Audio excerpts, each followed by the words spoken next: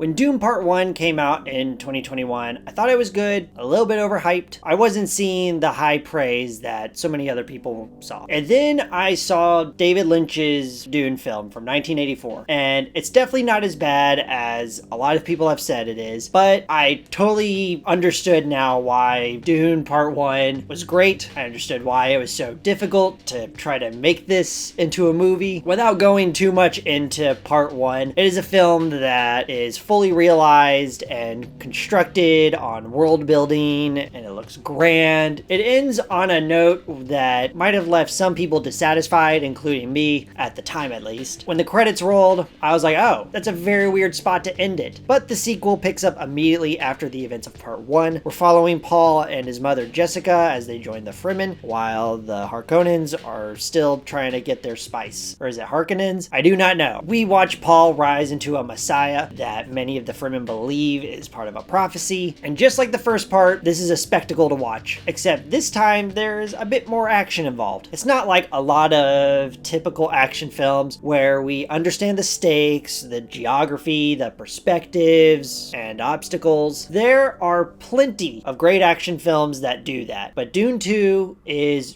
doing something different. I got the Dune pun out of the way, alright? That's the only one in this, I promise. How the action is composited is very different from lots of other action films today. Many, if not all of the action sequences put us in the shoes of whomever is going to be attacked. We watch them scurry as a reaction. It's almost kind of mysterious. We kind of slowly discover who we're fighting with, and where we are. Because of how Villeneuve and cinematographer Greg Fraser impressively shot these scenes, it's an approach that works. But one aspect that I appreciate about these action sequences is that they do further the plot, but they are also a bit more character driven and internal. Beast Raban, who is played by Dave Bautista, is very goal driven in this film. I feel like Bautista is overlooked by everyone else in this film, which makes sense. He is yelling a lot in this performance, but I thought his character was well written. There's anger, there's fear, jealousy, he's doing a lot. Later on, his character is overshadowed by Fade Routha, who is played by Austin Butler. Now, I thought Austin Butler was good as Elvis a couple years ago. He is great in this. I was not prepared for him to steal the movie. I took him for granted with Elvis. I totally get the hype about Butler now. He is so menacing and slithery. He will clench his jaws and it adds a different dynamic shape to his head, to his face. I bought all of it. Plus, he has a sick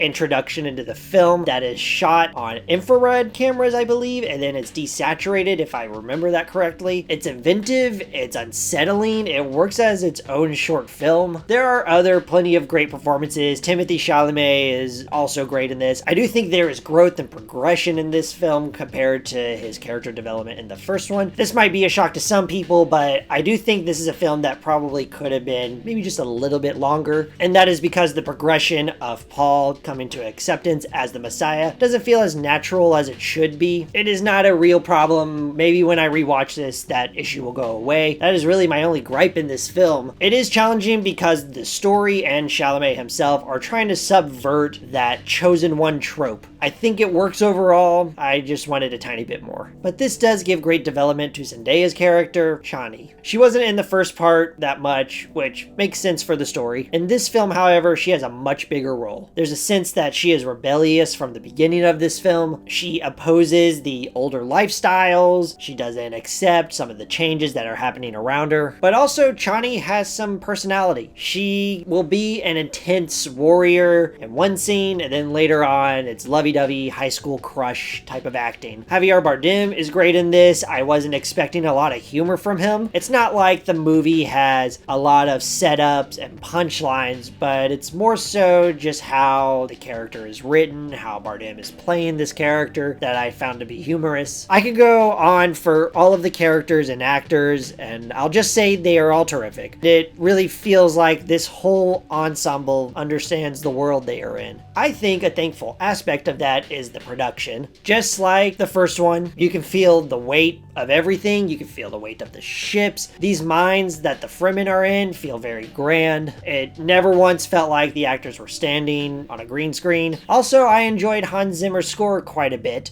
It's a nice contrast to the previous film where some of the music felt more patriotic, whereas the music in this film feels a bit more spiritual. I do miss the throat singing guy though. I wish they brought him back. Now, I am not saying this is a complaint, but I thought the movie would have had a tighter conclusion. It does feel like a stronger ending compared to the last film. It still feels like there's a setup for a third film, which is fine. I had a feeling we were going to get a third film. And I mean, by the time I see this again, that will not be an issue at all.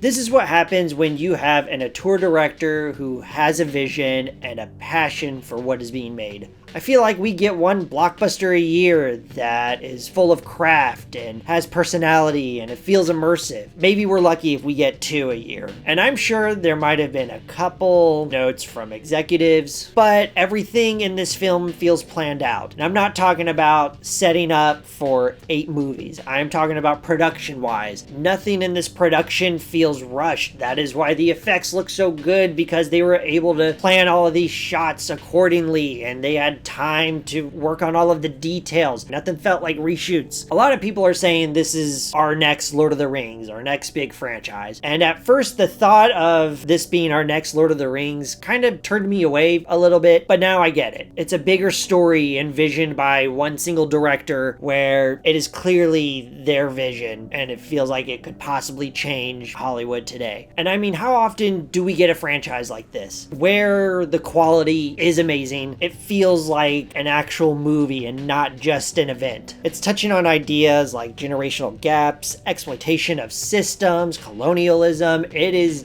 deep. Obviously, that has to do with Frank Herbert's writing. The production is engrossing. The effects feel real. They look so good. The action is handled differently and efficiently. It is unique and different from so many other action films you will see today. I do wish it was a bit longer, which is a little weird to ask for since this movie is almost 3 hours long, but I think it would have fleshed out Paul's development just a tiny bit more. I was originally going to give this a 4 out of 5. Thought it was great, but I wasn't totally getting on the hype that I think a lot of people were in. But after seeing this movie, talking to so many people, I gotta take it up a notch. I'm totally invested on this lore. Not gonna read the books though. I don't have time for that. Everyone I've talked to has mentioned that this is a rare movie to get. Audiences are aware that Dune is something different. And that excitement that everyone had, it got to me. I am curious if Denis Villeneuve is going to immediately get started on Messiah once that gets confirmed and greenlit, or if he's gonna take a break and start on something else. I'm fine either way. Denis Villeneuve has just had an incredible run of films for a very long time now, so he can honestly just make anything and I will watch it. So now I'm gonna give this a 4.5 out of 5, but who knows, maybe it will go up, maybe it'll go down after the hype goes away, and I'm gonna end it here. So